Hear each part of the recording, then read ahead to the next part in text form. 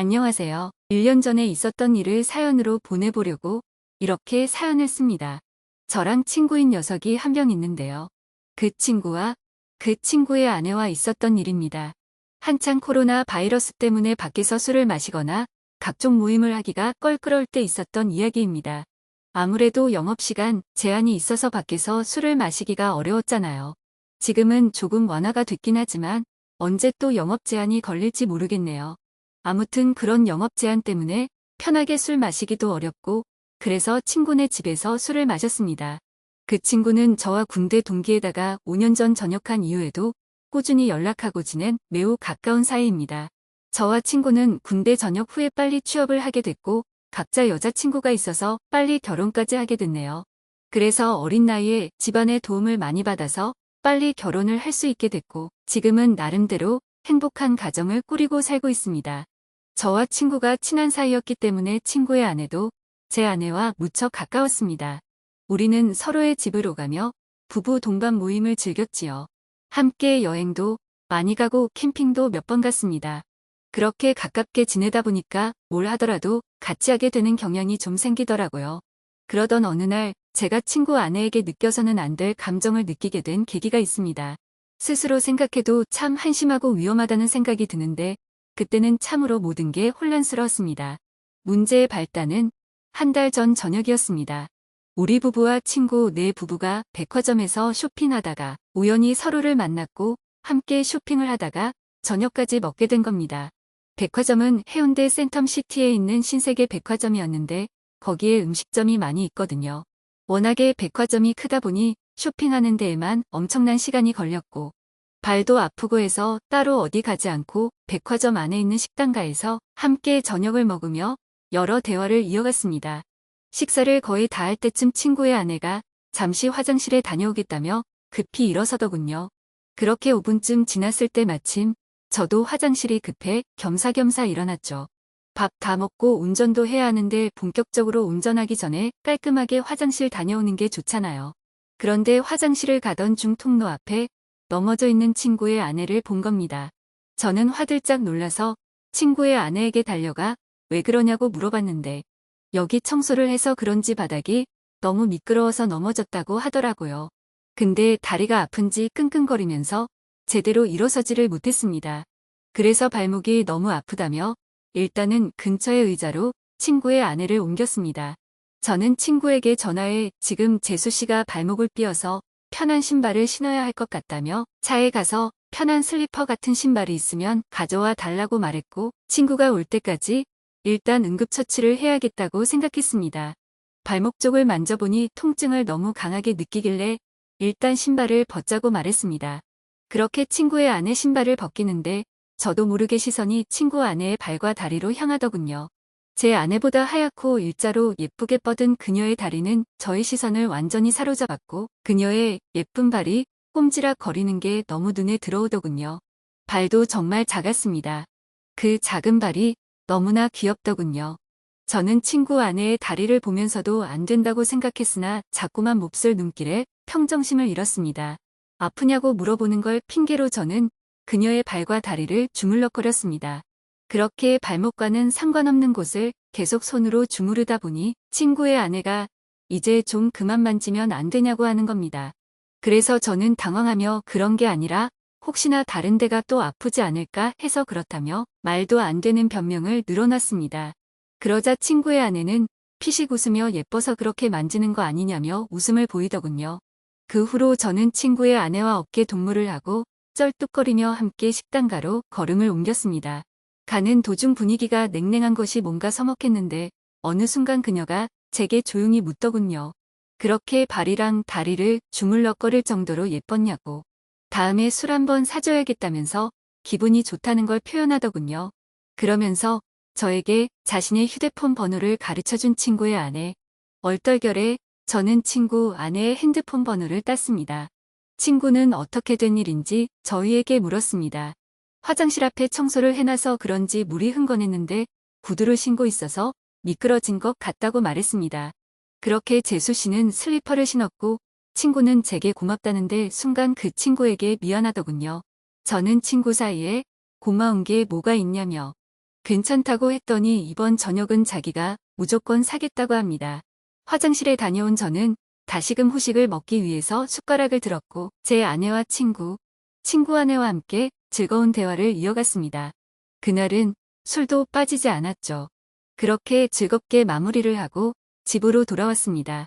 그 뒤로 3일 정도가 지났을 때 이상하게 자꾸 그녀가 생각나서 결국에는 연락을 해봤습니다. 발은 괜찮냐고 병원 안 가봐도 되겠냐면서 그런 시시콜콜한 문자를 주고받았어요. 각자 배우자도 있는 사람들이 이게 뭐 하는 짓인가 싶겠지만 무언가 서로에게 끌려가고 있다는 게 느껴지는 그런 기류가 있었습니다. 그렇게 우리는 일주일 넘게 배우자 모르게 서로의 연락을 은밀히 주고받았습니다. 어쨌건 그렇게 연락을 좀 하는데 친구 아내가 저에게 매우 적극적이라 혼란스러웠습니다. 문자를 몇 번 주고받지도 않았는데 그 뒤로는 요즘에 뭐 하는지 별일 없는지 시간 있으면 술 한잔 하자는 식으로 여러 번 말을 하는 거예요.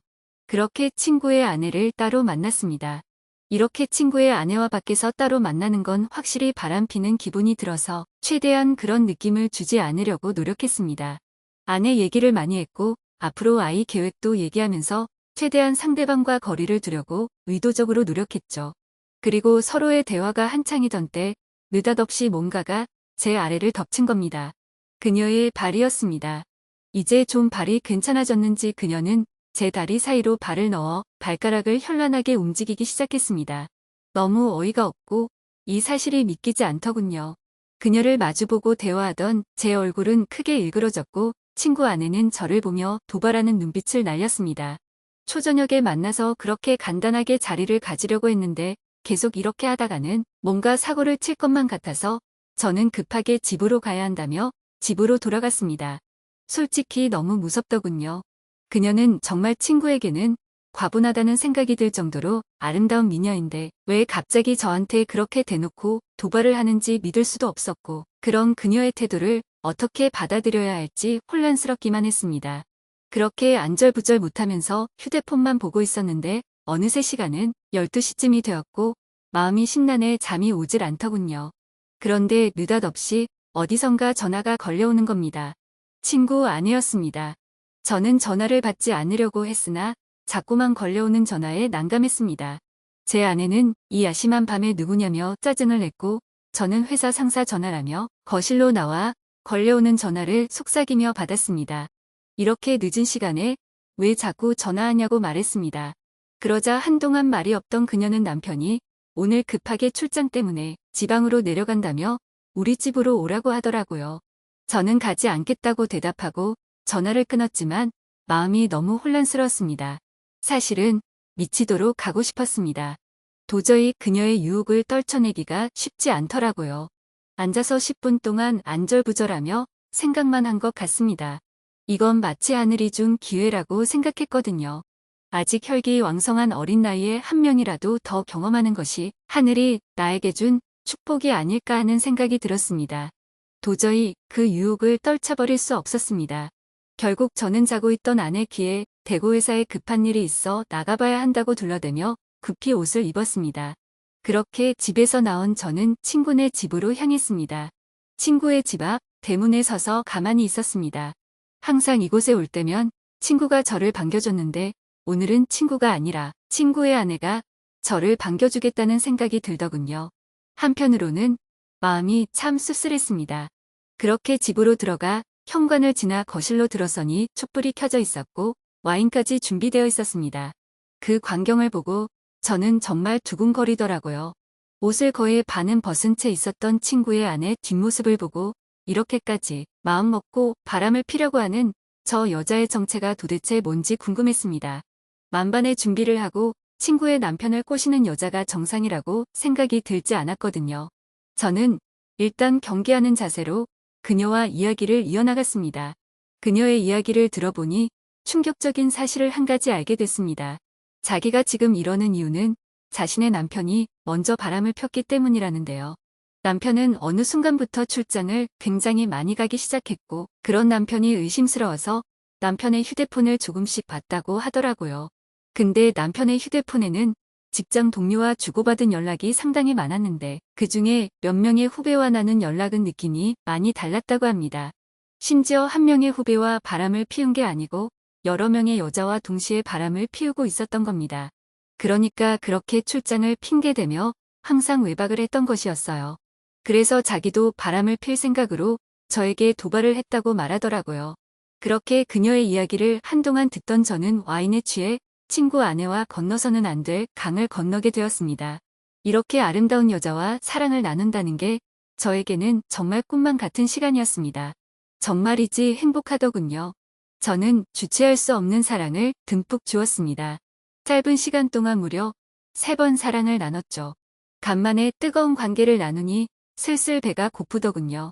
친구 아내는 찬밥밖에 없다며 배달 음식을 시켜주겠다고 했으나 저는 김치가 있다면 그냥 볶아달라고만 했습니다. 음식 투정 부리지 않고 잘 먹는다면서요. 그렇게 저는 친구 아내가 만들어준 볶음밥을 먹었고 딱히 약속하지는 않았으나 그 뒤로도 친구 아내와 깊은 감정까지 주고받았습니다. 그렇게 몇 달이 지나고 여름 휴가를 받게 되는 날이었습니다. 제 친구 녀석은 아니나 다를까 여름 휴가를 받아놓고는 또 장기 출장을 핑계로 누군가와 제주도 여행을 갔더라고요. 그동안 저도 궁금해서 친구에게 이런저런 이야기를 들었는데 저에게 자신의 외도에 대한 이야기를 다 하더라고요. 그래서 저는 이미 친구가 뭘 하는지 확실하게 알고 있으니 마음 편하게 친구의 아내와 바람을 피기 시작했습니다. 어쨌건 저도 출장에 있다고 제 아내를 속인 채 친구네 집으로 들어갔습니다. 아내도 간만에 친정에 다녀온다더군요. 저는 점심도 먹지 못한 채 친구네 집으로 달려왔고 그곳에서 친구와 아내와 즐거운 행각을 벌이다 그녀가 차려주는 볶음밥까지 얻어먹었습니다. 남녀 사이는 정말 복잡하고 어려운 것 같습니다. 이제는 뭐가 옳은 일인지 구분도 안 됩니다. 누가 먼저 잘못을 했고 누가 누구한테 상처를 준 것이 더 이상 아무 의미가 없다고나 할까요? 그냥 저는 지금 이 순간을 최선을 다해 즐기려고 마음먹고 있습니다. 즐겁고 신나네요. 그리고 여러분의 생각도 궁금하네요. 들려주세요. 오늘의 사연 여기까지입니다.